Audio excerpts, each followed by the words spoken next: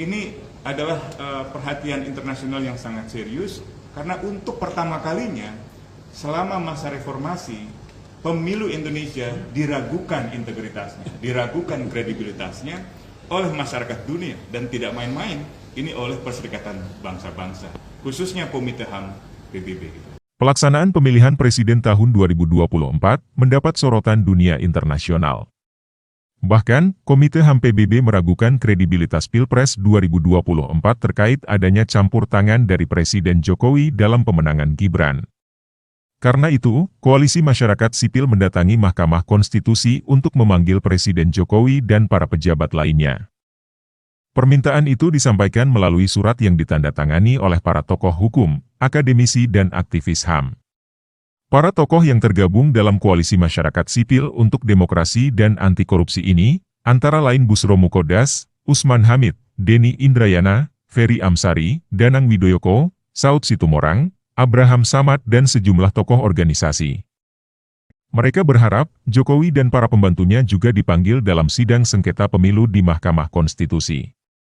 Para pembantu Jokowi yang perlu dipanggil antara lain Menteri Sekretaris Negara Pratikno, Menteri Agama Yakut Kholil Qomas, Menteri Dalam Negeri Tito Karnavian, Menteri Pertahanan Prabowo Subianto, Jaksa Agung Sanitiar Burhanuddin, Kapolri Jenderal Listio Sigit Prabowo, Panglima TNI Agus Subianto, hingga Kepala BIN Budi Gunawan. Peran dari Presiden Republik Indonesia di dalam mempengaruhi proses penyelenggaraan pemilu, baik itu melalui penyaluran bantuan sosial, melalui pengerahan aparatur sipil negara, melalui penunjukan pejabat-pejabat pelaksana atau penjabat kepala daerah, sampai dengan ketidaknetralan yang dilaporkan berkaitan dengan aparat keamanan, baik itu TNI maupun juga Polri.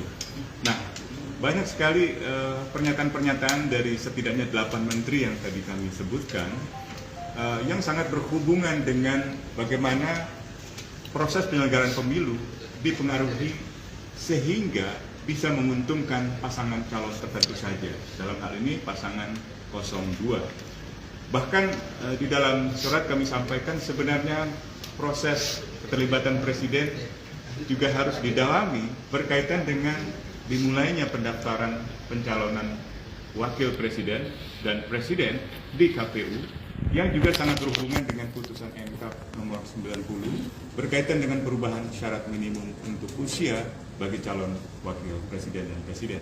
Jadi kami memandang bahwa keseluruhan masalah yang tadi kami sebutkan itu hanya bisa diungkapkan secara utuh apabila Presiden dihadirkan dan dimintai keterangan. Kami mengapresiasi dihadirkannya atau dipanggilnya Menteri Keuangan Sri Mulyani, Menteri Sosial Ibu Tri Risma Harini, atau Menko PMK Pak Muhadjir Effendi, dan juga Menko Perekonomian Pak Airlangga Hartarto. Tetapi juga kami berharap 8 menteri atau 8 pejabat pimpinan kementerian dan lembaga lainnya juga bisa dihadirkan. Nah, di luar itu kami juga menyampaikan bahwa sorotan terhadap peran Presiden di dalam mempengaruhi proses penyelenggaraan pemilu juga kami tuangkan di dalam surat ini telah mendapat perhatian dari Komite HAM Perserikatan Bangsa-Bangsa. Komite HAM PBB ini adalah komite yang didirikan berdasarkan perjanjian internasional tentang hak-hak sipil dan politik. Komite ini bertugas untuk mengawasi pelaksanaan governance hak sipil dan politik yang dilakukan oleh setiap negara yang meratifikasinya. Dan komite ini bukan berisi para diplomat seperti misalnya di Dewan HAM, yang kerap kali kalau diplomat mewakili negara terjebak ke dalam selective bias atau bias selektif dan juga mentalitas blok antara negara Asia, Afrika, dan seterusnya.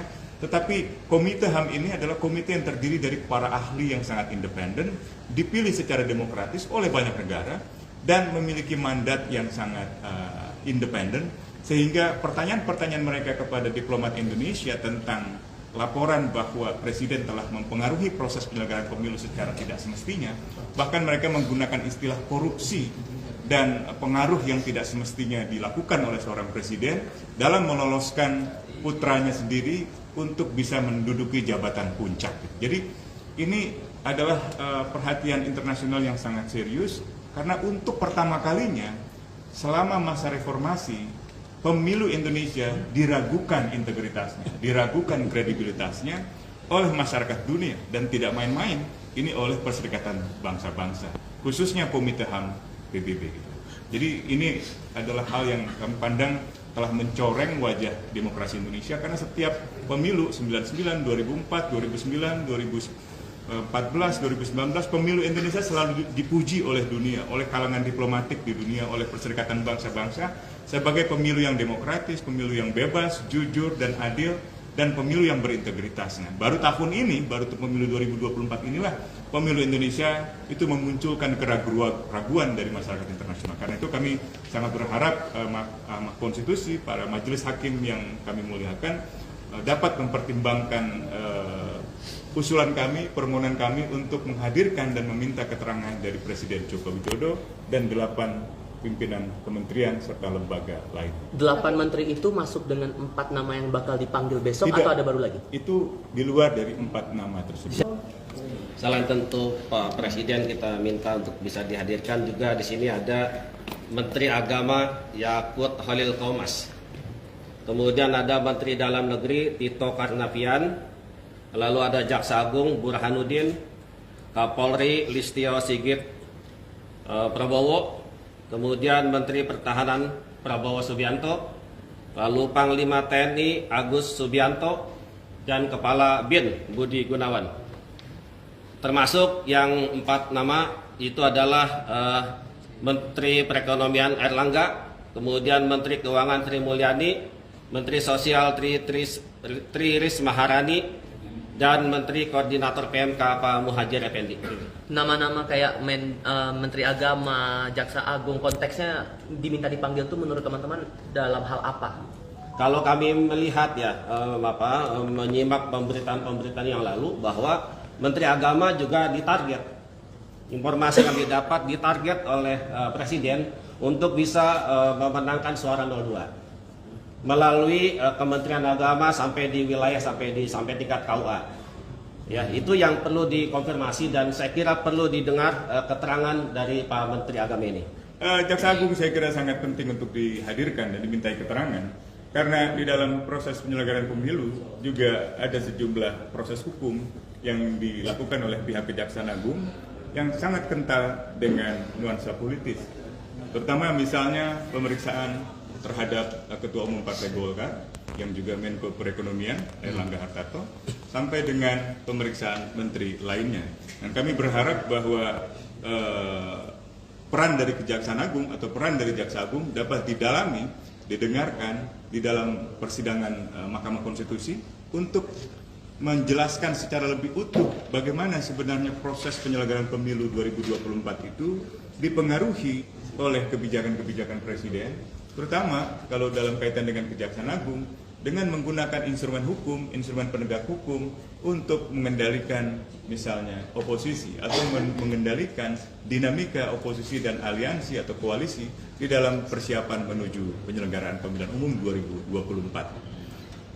Mas Usman tadi kan disebutkan ada dugaan-dugaan kalau misalkan dari Menak itu terlibat, ada Jaksa Agung terlibat. Mungkin selain diserahkan surat, apakah ini ada bukti-bukti yang mungkin membuktikan ada dugaan-dugaan ini ke dalam? Kami ingin sekali menyertai itu segera, dan mudah-mudahan paling lambat besok pagi kami bisa susulkan uraian-uraian pernyataan-pernyataan para menteri, pernyataan presiden yang berkaitan dengan bagaimana proses penyelenggaraan pemilu ini dipengaruhi sehingga berjalan tidak dengan integritas juga. Tetapi kami berharap himbauan dari para ahli hukum tata negara bahwa majelis hakim sebaiknya mempertimbangkan keadilan yang lebih bersifat substansial, kebenaran yang material, ketimbang keadilan prosedural hanya dibatasi oleh waktu yang sangat terbatas, misalnya 14 hari kerja atau prosedur-prosedur yang lainnya. Dalam pengalaman majelis hakim pasti mereka lebih paham bahwa keterbatasan prosedur itu sebenarnya bisa dikecualikan untuk memperoleh kebenaran material yang lengkap dan juga untuk mencapai keadilan yang lebih substansial.